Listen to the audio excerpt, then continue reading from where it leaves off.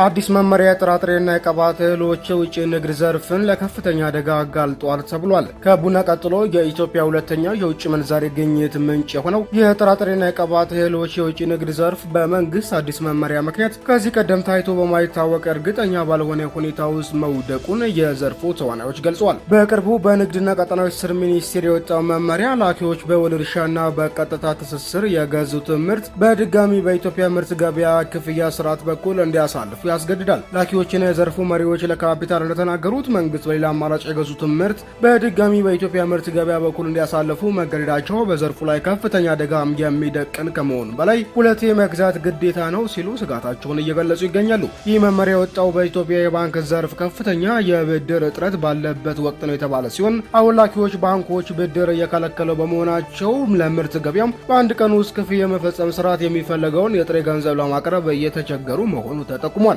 በቀድሞ የውል እርሻ አሰራር ላኪዎች ከአቅራቢዎች ወይም ከገበሬዎች ጋር በዱቤ የመገበያየት እድል ነበራቸው። አሁን ላይ ያለው የጥሬ ገንዘብ ብቻ ግዴታ ግን ብዙ ነጋዴዎችን ከገበያ ውጪ አድርጓቸዋል ተብሏል። በተጨማሪ በምርት ገበያው ላይ የሚጣለው 3% ዊዞልዲንግ ታክስ የምርት ዋጋን በመስቀሉ ኢትዮጵያ እንደ አርጀንቲና እና ግብጽ ካሉ ሀገራት ጋር በዓለም አቀፍ ገበያ መወዳደር እንዳትችል ሊያደርጋት እንደሚችል ነው የተጠቆመው። በካሳሁን ጎፌ የሚመራው የንግድና ቀጠናዊ ትስስር ሚኒስቴር በበኩሉ መመሪያው የግብር ስወራ ለመከላከል ግልጽነትን ለማስፈንና ሀገሪቱ ከዘርፉ ማግኘት የሚገባትን የውጭ ምንዛሬ በአግባቡ እንድታገኝ ለማድረግ የወጣ መሆኑን አሳውቋል።